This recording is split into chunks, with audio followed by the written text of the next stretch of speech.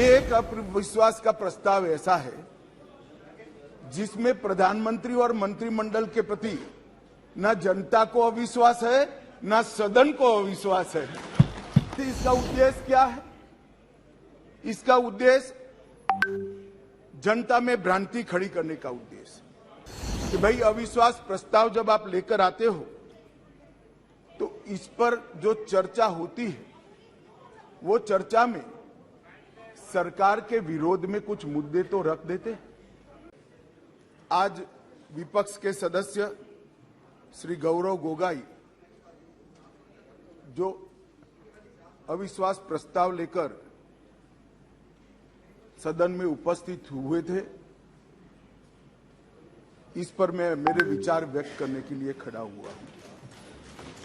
माननीय अध्यक्ष जी, भारतीय संविधान के अनुच्छेद 75 में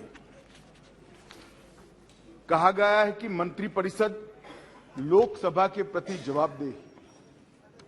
इसलिए इसी अनुच्छेद 75 को प्रतिबंधित करने के लिए लोकसभा के नियमों के नियम 198(1) से 198(5) तक मंत्रिपरिषद में अविश्वास का प्रस्ताव रखने की प्रक्रिया नियत की गई है। माननीय अध्यक्ष जी, जब से आजाद हुए तब से 27 अविश्वास प्रस्ताव और 11 विश्वास प्रस्ताव इस सदन में प्रस्तुत हुए।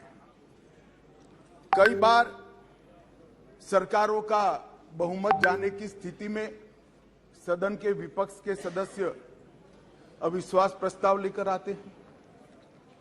कई बार बड़े जन आंदोलन के समय प्रजा की भावना को प्रतिबिंबित करने के लिए अविश्वास के प्रस्ताव लेकर आते हैं। एक अविश्वास का प्रस्ताव ऐसा है जिसमें प्रधानमंत्री और मंत्रिमंडल के प्रति न जनता को अविश्वास है न सदन को अविश्वास है और ये विश्वास प्रस्ताव लेकर आए। माननीय अध्यक्ष जी, इसका उद्देश्य क्या है? इसका उद्देश्य जनता में भ्रांति खड़ी करने का उद्देश्य। मैं उनको इतना ही कहना चाहता हूं कि भाई अविश्वास प्रस्ताव जब आप लेकर आते हो तो इस पर जो चर्चा होती है वो चर्चा में सरकार के विरोध में कुछ मुद्दे तो रख एजेंसी के पैसों से और मान्यवर ये हमें सवाल पूछते हैं। मान्यवर, अभी भाई एक मिनट, अभी उनको अपने गठबंधन का नाम बदलना पड़ा। अच्छा नाम था यूपीए, 10 साल सत्ता में भी रह लिए थे। क्या प्रॉब्लम था भाई, नाम क्यों बदला? आप लोगों को मैं बताना चाहता हूं, देश की जनता को सदन के माध्यम से बताना, इतने सारे घोटाले टोटल लगाया तो 12 लाख करोड़ के बाद मैंने टोटल छोड़ दिया। 12 लाख करोड़ के घपले घोटाले भ्रष्टाचार यूपीए के नाम पर चढ़े हैं। कैसे जाए बाजार में? अब जो कंपनी दिवालिया हो जाती है या साख खराब हो जाती है इसकी, तो वो नाम बदल दे, बोर्ड बदल दे। इन्होंने भी नाम बदल दिया। मान्यवर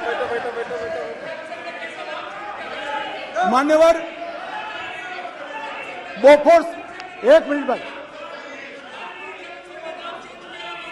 बोफोर्स घोटाला किसने किया? यूपीए ने किया। 2G स्पेक्ट्रम किसने किया? यूपीए ने। सत्यम घोटाला किसने किया? यूपीए। कॉमनवेल्थ घोटाला किसने किया? यूपीए ने। कोयला घोटाला किसने किया? यूपीए ने। टाटा ट्रक घोटाला किसने किया? यूपीए ने। वोट के बदले नोट का घोटाला किसने किया? यूपीए ने। आदर्श घोटाला किसने किया? यूपीए ने। नेशनल हेराल्ड का घोटाला किसने किया? यूपीए ने। वाड्रा का डीएलएफ घोटाला किसने किया? यूपीए ने। चारा घोटाला किसने किया? खाद्य सुरक्षा बिल का घोटाला किसने किया? गाजियाबाद प्रोविडेंट फंड घोटाला किसने किया?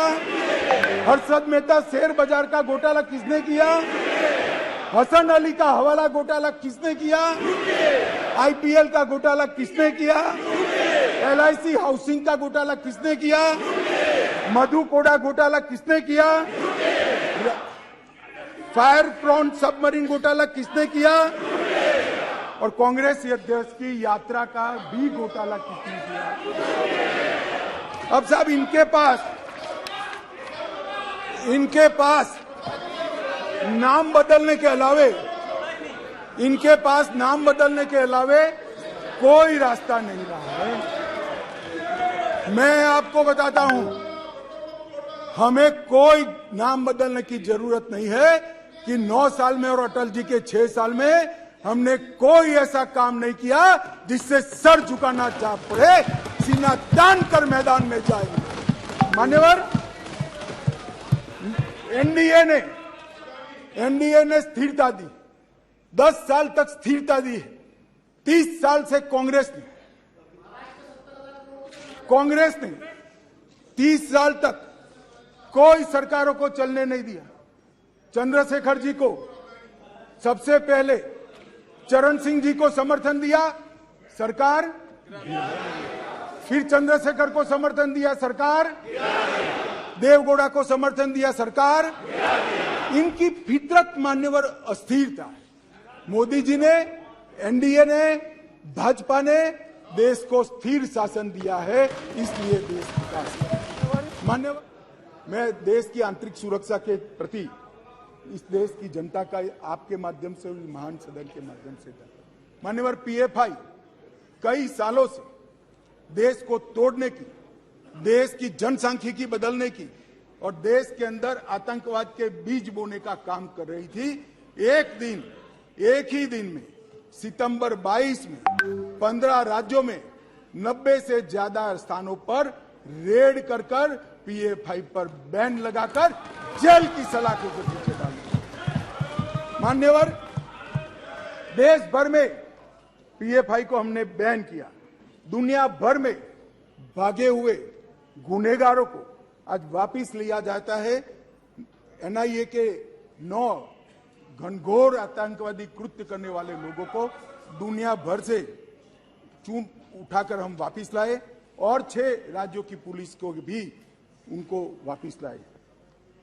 सचिन बिश्नोई सिद्धू मूसावाले की हत्या का आरोपी था, उसको भी वापिस लाए और तंवर राणा का भी केस अंतिम सुनवाई तक पहुंचा है। मुझे भरोसा है बहुत कम समय में बॉम्बे के बम हमले के आरोपी राणा को भारत की कानून की अदालत के तहत लाया। मान्यवर, विदेश में भारतीय दूतावासों पर लंदन, ओटावा, सैन फ्रांसिस्को पर जो हमले हुए, वो तीनों मामलों को हमने एनआईए को सौंपा है।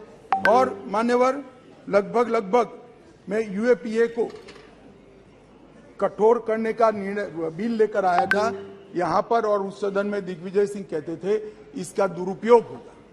मैं आज सदन को बताना चाहता हूं, विपक्ष को भी बताना चाहता हूं, यूएपीए का उपयोग टेररिस्ट कृत्य करने वाले इनके खिलाफ होता है। हम किसी को डरने की जरूरत नहीं है। उस वक्त भी मैं नहीं समझ सकता था आपको क्यों डर लग रहा है, परंतु जिन्होंने टेररिस्ट कृत्य नहीं किया उसको डरने की जरूरत नहीं है। लगभग 54 व्यक्तियों को हमने यूएपीए के तहत आतंकवादी घोषित किया, इंटरनेशनल मान्यता लाए हैं और एक में भी विवाद नहीं हुआ है। कोई राजनीतिक दुरुपयोग मान्यवर नहीं।